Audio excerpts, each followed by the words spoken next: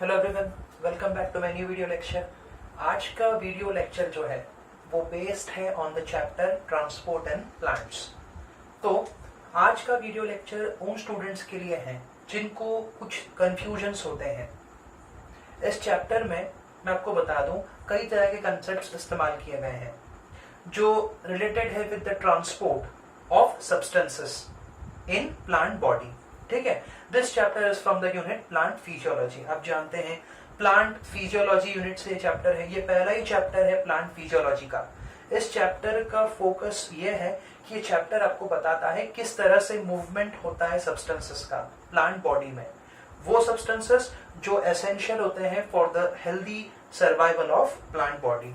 ठीक है, तो आज की जो वीडियो लेक्चर है हम उसमें डिस्कस करेंगे कुछ इंपॉर्टेंट कंसेप्ट्स को।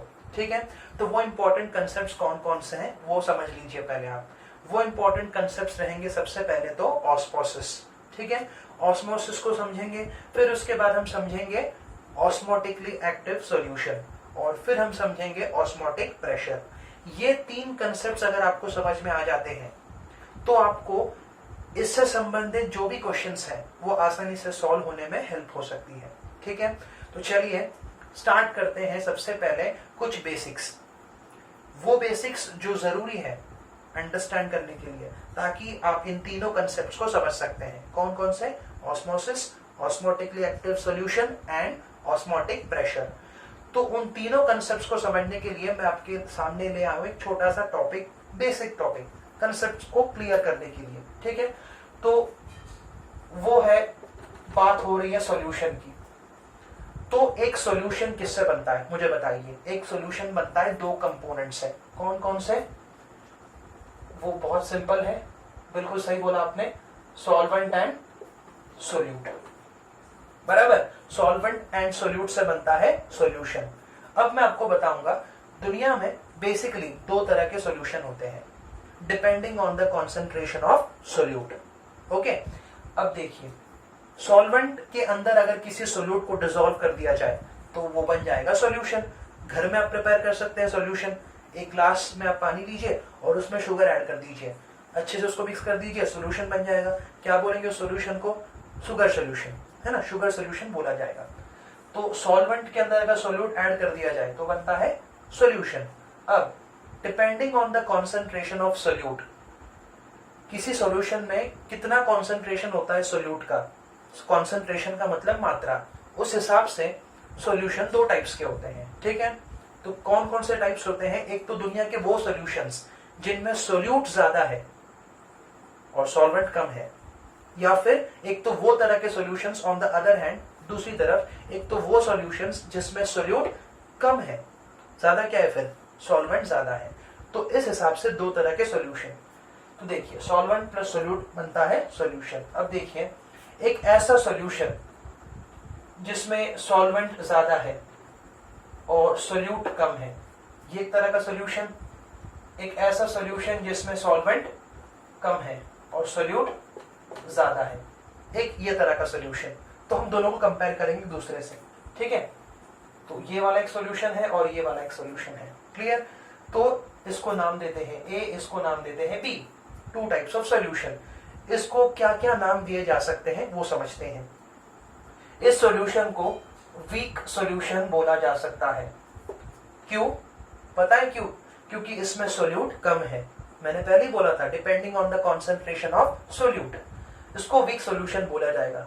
वीक है, कमजोर है। क्यों? क्योंकि इसमें सोल्यूट कॉन्सेंट्रेशन कम है, सॉल्वेंट कॉन्सेंट्रेशन ज्यादा है। अनदर टर्म इसके लिए इस्तेमाल कर सकते हैं डाइल्यूट सॉल्यूशन, क्योंकि इसमें सॉल्वेंट ज्यादा है, सोल्यूट कम है।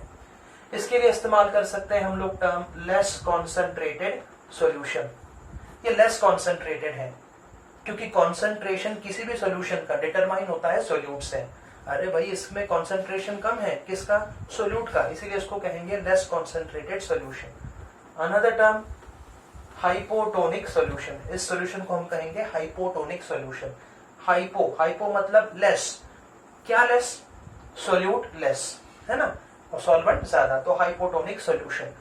इस तरह के सॉल्यूशन के लिए इतने कंसेप्ट्स इस्तेमाल किए जा सकते हैं। मैं क्यों बता रहा हूं ये? क्योंकि ये कंसेप्ट्स को समझना जरूरी है। ठीक है, इस सॉल्यूशन को क्या क्या टर्म्स इस्तेमाल कर सकते हैं? स्ट्रॉन्ग सॉल्यूशन बोल सकते हैं इसको, स्ट्रॉन्ग सॉल्यूशन आराम से बोल सकते हैं, ओके, क्योंकि इसमें कॉन्सेंट्रेशन ज्यादा होता है सोल्यूट का। इसको आप कह सकते हैं कॉन्सेंट्रेटेड सॉल्यूशन, क्योंकि इसमें कॉन्सेंट्रेशन ज्यादा है सोल्यूट का और सॉल्वेंट कम है। इसको आप कह सकते हैं more concentrated solution, you can call it as more concentrated solution. इसको आप कह सकते हैं हाइपरटोनिक सॉल्यूशन, हाइपर मतलब मोर कॉन्सेंट्रेशन ऑफ सोल्यूट। तो दो तरह के सॉल्यूशंस आपको क्लियर हो गए हैं, ठीक है, चलो ठीक है, ये सॉल्यूशन वाला कंसेप्ट क्लियर हो गया है। अब हम समझ सकते हैं द प्रोसेस ऑफ ऑस्मोसिस, ठीक है।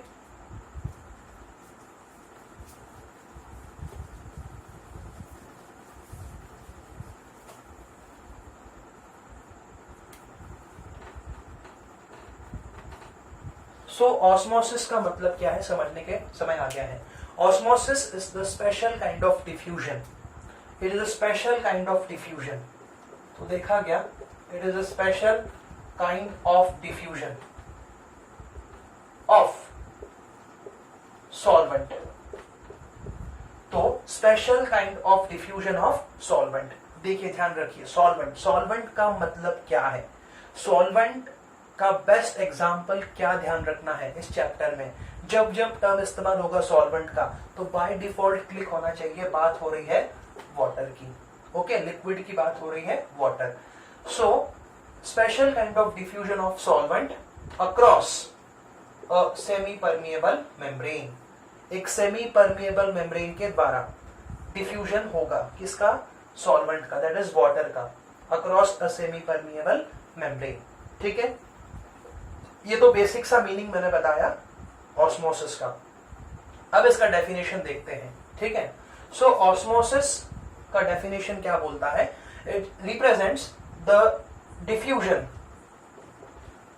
Of solvent, it represents the diffusion of solvent, that is water, from a region of high concentration to a region of low concentration across a semi permeable membrane। तो क्या बोला, osmosis is the diffusion of solvent from a region of high concentration to a region of low concentration across a semi permeable membrane। तो देखिए क्या क्या समझना है इस डेफिनेशन से, आपको क्या क्या समझना है। सबसे पहले तो आपको समझना पड़ेगा डिफ्यूजन का मतलब क्या है ना, क्योंकि मैंने इस्तेमाल किया है term special kind of diffusion. क्यों मैंने बोला स्पेशल काइंड ऑफ डिफ्यूजन, इसीलिए बोला क्योंकि नॉर्मली डिफ्यूजन तो होता है गैसियस मॉलिक्यूल्स का, ठीक है, डिफ्यूजन ऑब्वियसली एंड श्योरली होता है गैसियस मॉलिक्यूल्स का, है ना, बट लिक्विड्स का भी डिफ्यूजन हो सकता है। लिक्विड्स के डिफ्यूजन को कहते हैं ऑस्मोसिस, ठीक है। जब कभी भी डिफ्यूजन होता है लिक्विड मॉलिक्यूल्स का तो उसको कहते हैं ऑस्मोसिस। और by the way what is diffusion, बहुत सिंपल है, movement of molecules from a region of higher concentration to lower concentration until equilibrium is established, है कि नहीं, मूवमेंट होना मॉलिक्यूल्स का high concentration to low concentration until equilibrium is established, उसी को कहते हैं डिफ्यूजन, ठीक है। तो डिफ्यूजन किसका हो रहा है, सॉल्वेंट का, मतलब पानी, water, from a region of high concentration, एक ऐसे पॉइंट से जहां पर उसका कॉन्सेंट्रेशन ज्यादा है, किसका, सॉल्वेंट का, एक ऐसे पॉइंट की तरफ जहां पर उसका कॉन्सेंट्रेशन कम है, किसके अक्रॉस, किसके पार, किसको पार करते हुए, सेमी परमिएबल मेम्ब्रेन को क्रॉस करते हुए। Now it's time to understand what is the meaning of semi permeable membrane। Semi मतलब क्या, हाफ, एक ऐसी मेम्ब्रेन जो अपने द्वारा सिर्फ और सिर्फ सॉल्वेंट की एंट्री अलाउ करती है, उसको कहते हैं सेमी परमिएबल मेम्ब्रेन। और वो मेम्ब्रेन अपने द्वारा सोल्यूट्स का पैसेज अलाउ नहीं करती, ठीक है। ये जो सेमी परमिएबल कंसेप्ट इस्तेमाल किया जाता है ना, सॉल्यूशन के पॉइंट ऑफ व्यू से आपको ये क्लियर हो जाएगा, ठीक है, जो मैं आपको आगे बताऊंगा। ये क्लियर हो गया पहले तो डेफिनेशन ऑस्मोसिस का, ठीक है, high concentration to low concentration. एक और पॉइंट ऑफ व्यू से डेफिनेशन आ रहा है आपके सामने ऑस्मोसिस का।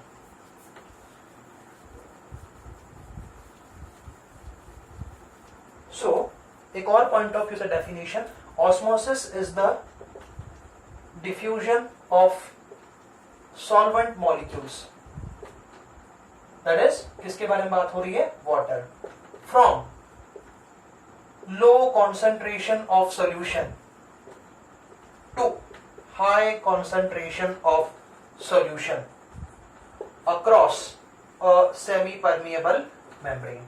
अब ये डेफिनेशन को समझना जरूरी है।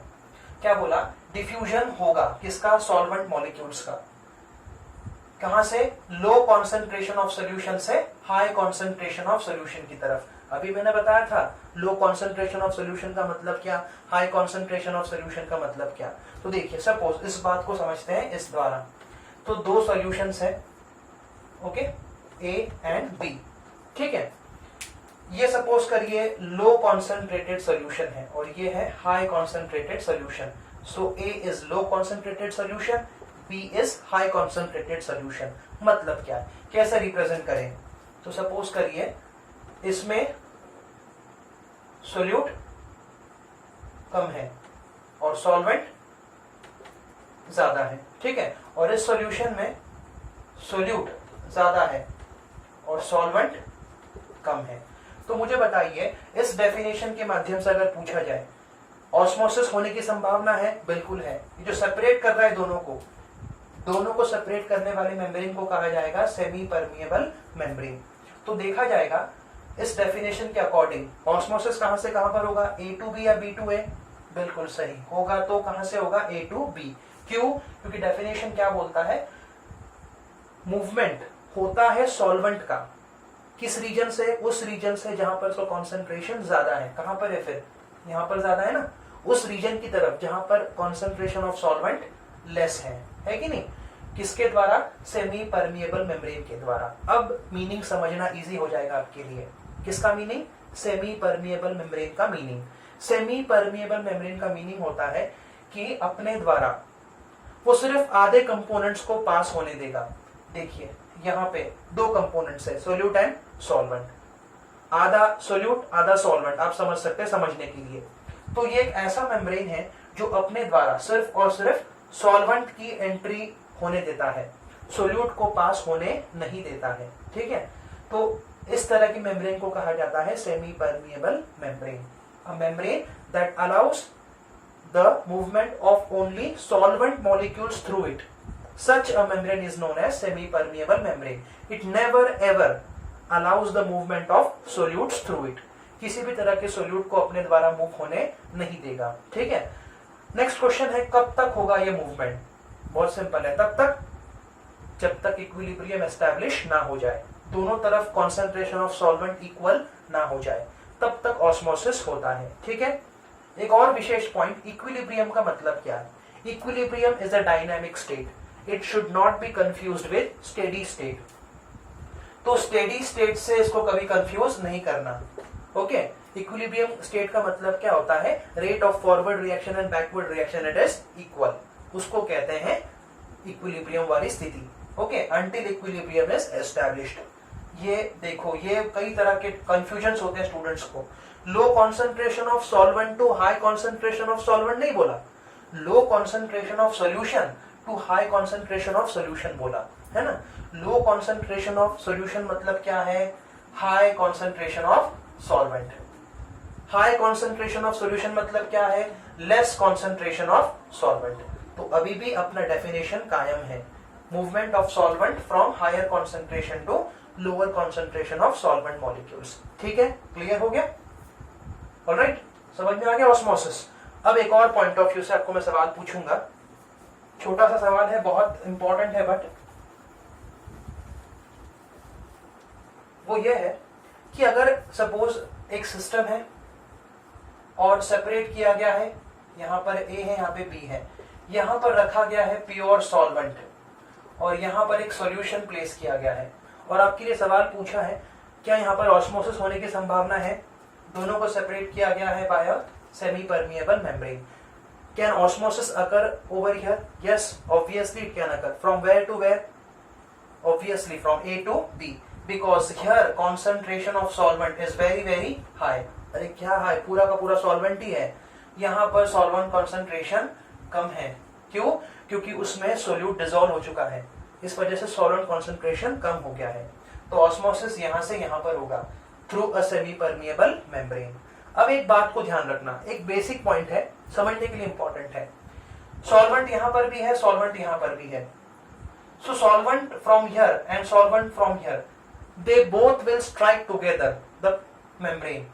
दोनों तरफ स्ट्राइक होगा प्लाजा, ये जो मेम्ब्रेन है सेमी परमिएबल मेम्ब्रेन, इसके ऊपर दोनों तरह से स्ट्राइक करेंगे सॉल्वेंट मॉलिक्यूल्स, ए से भी और बी से भी। बट क्योंकि कॉन्सेंट्रेशन यहां पर ज्यादा है सॉल्वेंट का, तो नेट मूवमेंट आपको दिखाई देगा यहां से यहां की तरफ, ठीक है, ओवरऑल मूवमेंट यहां से यहां पर। इसका मतलब ये नहीं समझना कि यहाँ के सॉल्वेंट मॉलिक्यूल्स बिल्कुल कोशिश नहीं करते यहाँ पे जाने की, वो कोशिश करते हैं, स्ट्राइक करते हैं इसको, वो जाने की कोशिश करते हैं, बट क्योंकि कॉन्सेंट्रेशन यहाँ के मुकाबले यहाँ पर ज्यादा है, तो यहाँ से यहाँ पर मूवमेंट होता है सॉल्वेंट का। ठीक है, क्लियर हो गया?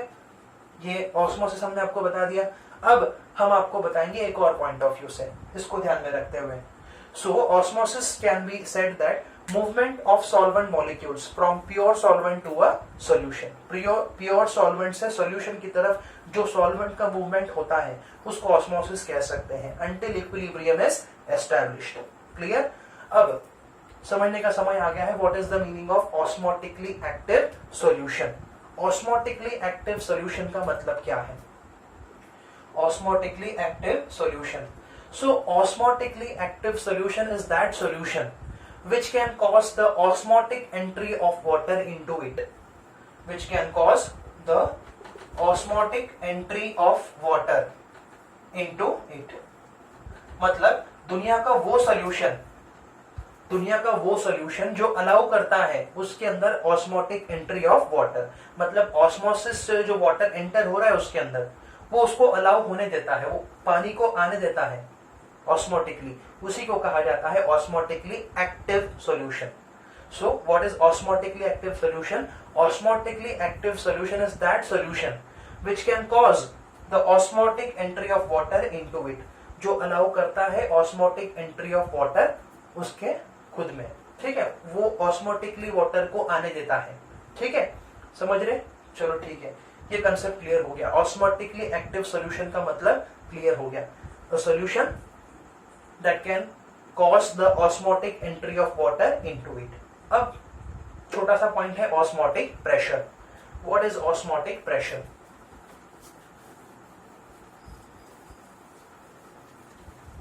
सो ऑस्मोटिक प्रेशर क्या है वो समझने का समय आ गया है। सो ऑस्मोटिक प्रेशर, जिसको एब्रिवेटेड फॉर्म में ओपी से टर्म किया जाता है, so it is that maximum pressure,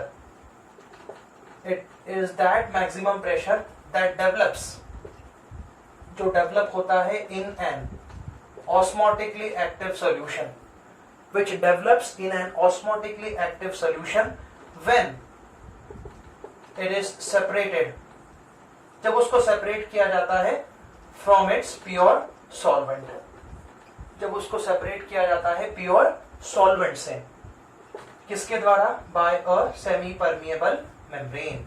एक सेमी परमिएबल मेम्ब्रेन से जब कभी भी ऑस्मोटिकली एक्टिव सॉल्यूशन को सेपरेट कर दिया जाता है प्योर सॉल्वेंट से, तो वो जो प्रेशर उसमें डेवलप होता है उसको कहते हैं ऑस्मोटिक प्रेशर। ठीक है, the maximum pressure, that develops in an osmotically active solution when it is separated from its pure solvent by a semi permeable membrane. ठीक है, समझ गए? अब एक और पॉइंट ऑफ व्यू से मैं आपको बताऊंगा ऑस्मोटिक प्रेशर का मतलब। सो ऑस्मोटिक प्रेशर का एक और पॉइंट ऑफ व्यू से मीनिंग क्या है समझ लो। Osmotic pressure is equal to external pressure. So osmotic pressure is equal to that external pressure. Osmotic pressure is equal to that external pressure which is required to be applied on an hypertonic solution, that is required to be applied on an hypertonic solution। जो required होता है apply करने के लिए, किसके ऊपर? Hypertonic solution के ऊपर। हाइपरटोनिक का मतलब आप जानते हैं, सोल्यूट ज्यादा और सॉल्वेंट कम। काहे के लिए, क्यों अप्लाई करना है इसके ऊपर? To prevent the osmotic entry of water into it, to prevent the osmotic entry of water into it when both are separated by a semi permeable membrane। both मतलब कौन? पानी और ये सॉल्यूशन, जब दोनों को सेपरेट किया गया है by a semi permeable membrane, तो ये वो प्रेशर होता है जो इक्विवेलेंट होता है टू एक्सटर्नल प्रेशर, जो रिक्वायर्ड होता है to stop the osmotic entry of water. Osmotic entry of water को स्टॉप करने के लिए जो प्रेशर अप्लाई किया जाता है उसको कहा जाता है ऑस्मोटिक प्रेशर। समझ रहे हैं? सो बेसिकली जो मैंने दो तरह से मीनिंग बताया, उसका एक बेसिक मीनिंग आप ये ले सकते हैं, it is that pressure which is required to stop the process of osmosis. समझ सकते हैं ना? क्योंकि दोनों जगह पे बोला था हमने, प्रिवेंट करना है ऑस्मोटिक एंट्री ऑफ वाटर, किसमें? एक सॉल्यूशन में, वो ऑस्मोटिकली एक्टिव सॉल्यूशन होगा, हाइपरटोनिक सॉल्यूशन है ना। ये ऑस्मोटिकली एक्टिव सॉल्यूशन में ऑस्मोटिक एंट्री ऑफ वाटर को स्टॉप करने के लिए जो प्रेशर रिक्वायर्ड होता है, उसी प्रेशर को कहा जाता है ऑस्मोटिक प्रेशर। दोनों तरह से मैंने बताया। सो आसान भाषा में आप क्या समझ सकते हैं? Osmotic pressure is that pressure which is required to stop the process of osmosis. दुनिया का वो प्रेशर जो रिक्वायर्ड होता है ऑस्मोसिस प्रोसेस को स्टॉप करने के लिए, उसको कहते हैं ऑस्मोटिक प्रेशर। ठीक है, क्लियर हो गया? अब ऑस्मोटिक प्रेशर जो है, osmotic pressure is due to the presence of solutes in a solution. किसी भी सॉल्यूशन का ऑस्मोटिक प्रेशर जो है वो उसके सोल्यूट्स की वजह से होता है। ठीक है, लास्ट पॉइंट है बहुत इंपॉर्टेंट है।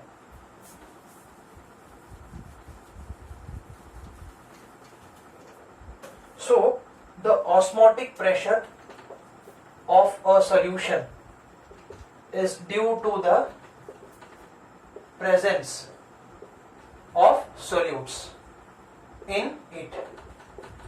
किसी भी सॉल्यूशन का ऑस्मोटिक प्रेशर किसकी वजह से होता? Due to the presence of solutes. ठीक है, इस वजह से एक इंपॉर्टेंट रिलेशनशिप मैं आपको बता रहा हूं। Osmotic pressure is directly proportional to the concentration of solutes in a solution. So किसी भी सॉल्यूशन का ऑस्मोटिक प्रेशर डायरेक्टली प्रोपोर्शनल होता है to the concentration of solutes. तो सपोज करिए, सपोज दो सॉल्यूशंस है आपके पास। If you have two solutions, आपके पास अगर दो सॉल्यूशंस हैं, दोनों में फर्क है। ठीक है, एक सॉल्यूशन है जिसमें सोल्यूट ज्यादा है, एक सॉल्यूशन है जिसमें सोल्यूट कम है। अगर इसमें सोल्यूट ज्यादा है तो सॉल्वेंट कम है, और इसमें सोल्यूट कम है मतलब सॉल्वेंट ज्यादा है। आपके लिए क्वेश्चन पूछा जाएगा किसका ऑस्मोटिक प्रेशर ज्यादा होगा, किसका ऑस्मोटिक प्रेशर कम होगा, बताइए। इससे आप जवाब निकाल सकते हैं, बहुत सिंपल है। इसका ऑस्मोटिक प्रेशर ज्यादा होगा। क्यों? क्योंकि इस सॉल्यूशन में सोल्यूट ज्यादा है। So it has more osmotic pressure and it has less osmotic pressure. Clear हो गया? तो ये बात यहां तक क्लियर हो गई होगी आपको। मैंने आपको बता दिया ऑस्मोटिक प्रेशर, मैंने आपको बता दिया ऑस्मोटिकली एक्टिव सॉल्यूशन, मैंने आपको बता दिया ऑस्मोसिस। तो ये सारी कंसेप्ट्स अभी आप समझ लेना। नेक्स्ट वीडियो लेक्चर में इन कंसेप्ट्स के बेसिस के ऊपर हम एक्सपेरिमेंट एक सॉल्व करेंगे, समझेंगे, जो बेस्ड है ऑन ऑस्मोसिस। ठीक है, तो ये मैंने पूरा एक्सप्लेन कर दिया। I hope this is clear to you. I have tried my best to explain this in a very simple way. So keep studying, all the best.